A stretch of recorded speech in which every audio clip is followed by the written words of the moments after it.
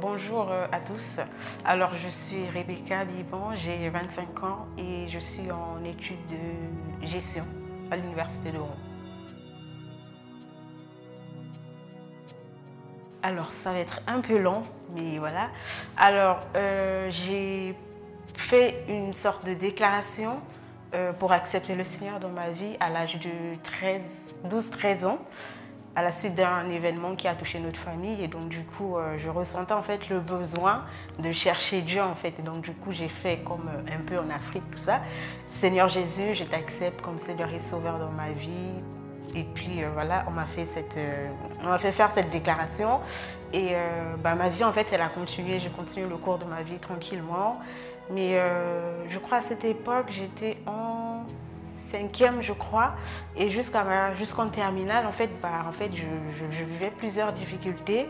Mais je savais que Dieu, en fait, il me protégeait. Donc pour moi, ce n'était pas forcément un souci. Mais du coup, quand je suis arrivée en terminale, en fait, c'était une année vraiment très, très compliquée pour moi. Et donc, du coup, j'avais fait une prière. J'ai dit au Seigneur, si tu me donnes le bac d'office, je te consacrerai ma vie. Et du coup, j'ai passé mon année de terminale, j'ai passé les examens du bac. Et heureusement, le Seigneur, il m'a donné le bac d'office. Donc, du coup, ce jour-là, je me suis dit, ah, Rebecca, rappelle-toi, en fait, de ta prière que tu avais fait. Et j'ai fait quand j'ai eu le bac, j'ai dit merci Seigneur. Et là, au fond de moi, je me suis dit, bon, le Seigneur t'a donné le bac, mais non, à toi aussi comment on appelle ça, de respecter ta promesse vis-à-vis du Seigneur. Donc du coup, je me suis dit, bon, ok, il faut que je m'engage avec le Seigneur, il faut que voilà, je me donne à fond pour lui. Mais voilà, ça s'était arrêté là. Et avant de venir en France, j'ai fait une année après mon bac au Gabon, mon pays d'origine. Et durant cette année, en fait, je faisais tout et n'importe quoi, toujours. Mais au fond de moi, j'avais toujours la pensée du Seigneur, en fait. Il y a quelque chose qui me disait toujours, Rebecca, Rebecca, rappelle-toi de ta promesse.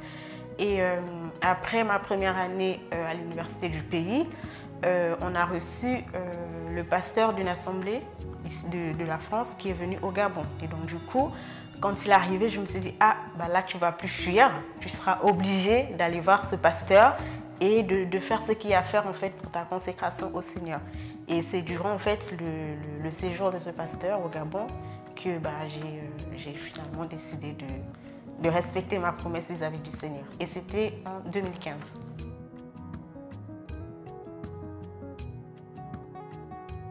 Alors, avant ma conversion, j'étais quelqu'une qui suivait en fait le mouvement. J'avais beaucoup d'amis.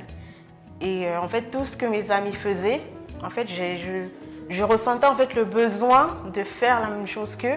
Alors que vraiment au-dedans de moi, il y a quelque chose qui me disait ne fais pas ça, c'est pas bien, c'est pas bien. Et donc du coup, je me suis rendu compte vraiment quand j'ai eu le bac, vraiment cette année de terminale, c'était vraiment mon année. Et après le bac, je me suis dit bon, Rebecca, il faut que ça s'arrête. Il faut que tu arrêtes de suivre tes amis dans tout et dans tout ce qu'ils font en fait parce que ça ne glorifie pas le Seigneur. Et donc du coup, j'ai pris vraiment un temps, je me suis vraiment remise en question et je me suis dit bon, là, il faut que ça s'arrête. Bon, maintenant, avec le Seigneur, déjà depuis que je suis convertie, je n'ai plus forcément de lien avec ces personnes parce que ce sont des personnes qui ne sont pas chrétiennes, qui ne marchent pas forcément selon la parole du Seigneur. Et donc, du coup, je me suis coupée de ces personnes. Et de temps en temps, je communique avec elles, je leur apporte la parole quand c'est possible. Et donc, du coup, là, je me concentre vraiment sur le Seigneur parce que pour moi, c'est le plus important. Alors, bien avant que je ne sois convertie, avec ma mère, il faut savoir qu'avec ma mère, on regardait beaucoup de prédications, on allait d'église en église.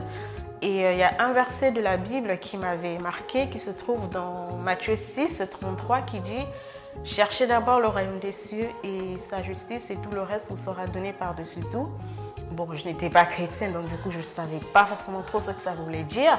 Mais en fait, quand j'ai lu ce verset, pour moi, c'était... En fait, j'avais bien compris qu'il fallait d'abord chercher Dieu et que le reste était accessoire.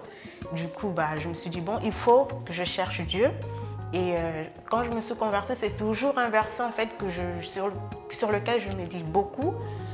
et qui m'aide en fait à marcher avec le Seigneur. Et le deuxième verset se trouve dans le psaume 37, versets 4 à 5, qui dit fais de l'Éternel tes délices et il te donnera ce que ton cœur désire.